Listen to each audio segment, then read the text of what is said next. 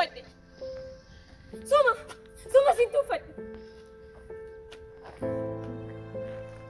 Garaa kootti gubadhe dubbachuu takkee afaan ku saaqqadhe. Na of galcha.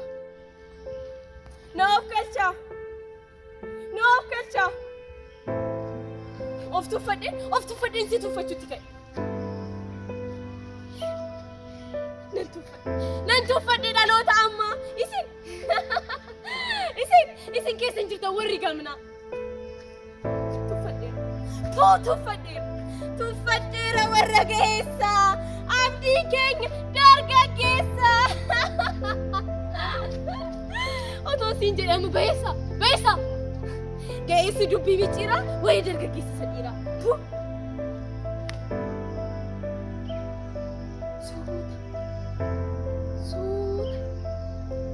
Suuta jedhee yommuu nubadhu eenyuma keessan iyyuu fira. Naawwayyuu hunda keessaan qaba muraasayyuu. Sin tuuffadhe yaa dhaloota ammaa isin keessa hin jirtan warri gamnaa.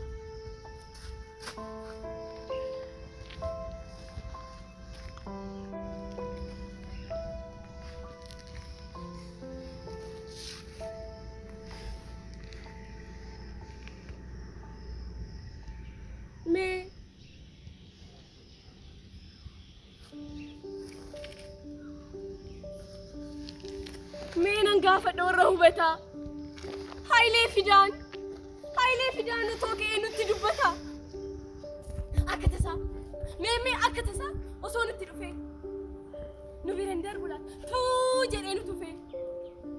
Akkas jedhee harmeen qoratuu laata. Harmee erga nani deemee maal eegaltee? Moo rakkannaan jara kana dhaltee akkamiin harmee gadhee dhaluu bartee hin jedhu laata.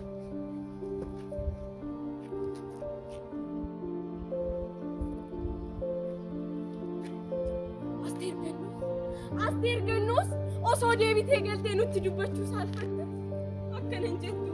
Harmee ija ishii keessa laatte.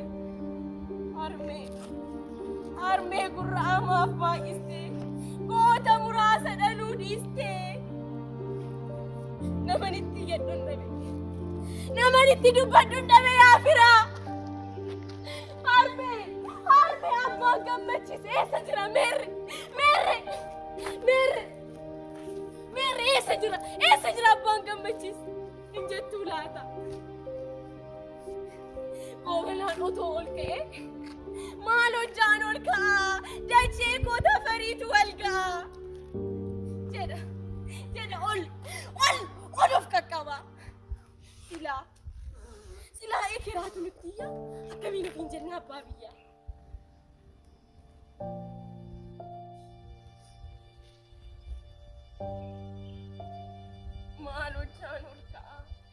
Maal hojjaan ol ka'aa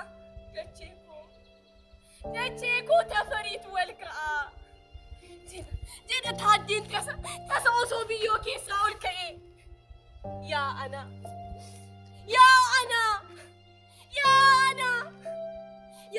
yaa alamuu qixxeessaa eessaa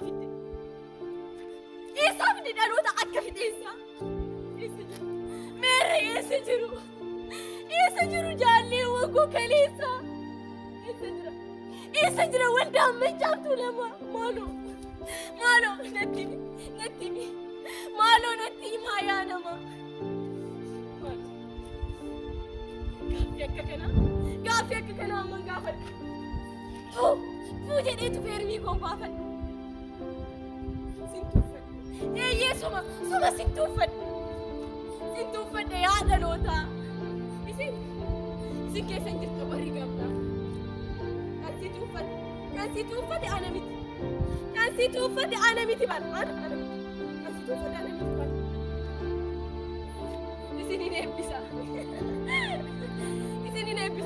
Isinin eebbisa warri haftanii. Isin fayyada osoo fudhattanii harka ol kaafattanii. Isin abaraaruu humaanii jala deemtu dargaggeessaa. Horii dhoqqee keessaa. Mallattoo geessa.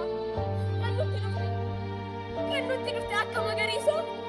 Rabbiyyuu shellisu.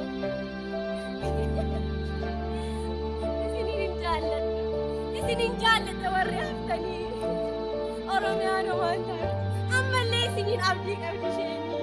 Abdii!